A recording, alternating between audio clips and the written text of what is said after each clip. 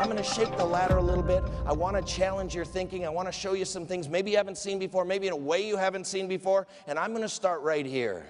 The day you retire and start taking money out of a portfolio, all the rules change, and average returns are no longer important. Now, why is that shaking the ladder?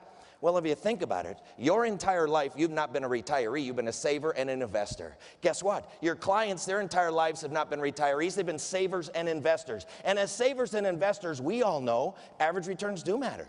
I mean, if we can get 3%, it's better than 1. If we get 5%, it's better than 3. If we get 8%, it's better than 5. So as savers and investors, we grow up our whole lives thinking average returns matter. You're kind of thinking like this. Here's a guy in 1973. He had $100,000. He invested 50% stock, 50% bonds. For the next 22 years, he averaged 10.1% a year for 22 years. And his $100,000 grew to be $846,000. And it doesn't matter if we ran the numbers backwards from 1995 to 1973. Why? Because he still averaged 10.1% a year for 22 years. He still wound up with a boatload of money. That's the way most of your clients think the world works. That's not how it works the day you retire.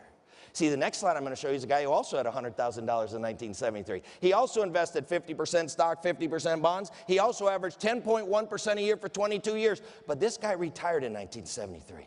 And his financial advisor told him he could take out 5% per year. Now, let me quiz you. How much did he average per year for 22 years? 10.1. How much is he going to take out? 5. So he's okay, right? He's fine? No, he's dead broke. He completely ran out of money. Now, how can you average 10.1% a year for 22 years, only take out 5 and go broke? It's because the day you retire, all the rules change. Average returns mean nothing. See, the day you retire, there's only one thing that matters, and that's called the order of returns. Some companies call it the sequence of returns. It's the same thing.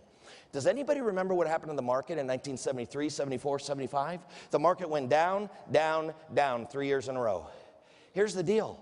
If it's your turn to retire and you have your money in a diversified portfolio and the first 3 years of your retirement, the market goes down, down, down, there isn't much else I can do for you. You're either going to have to put in more, take out less, or you will run out of money. It's called the order of returns. Here's another way of showing it to you. And I think this will go against everything you've always been taught. You know how I know? Because it goes against everything I was always taught.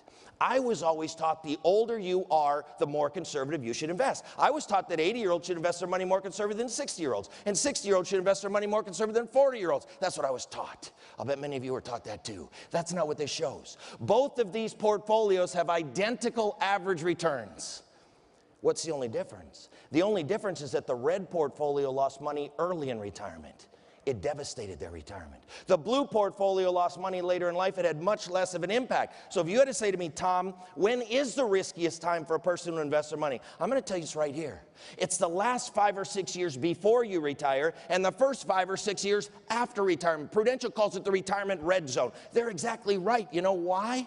Because if you lose money in that box, you know what it'll do to the rest of your retirement? It'll devastate the rest of your retirement.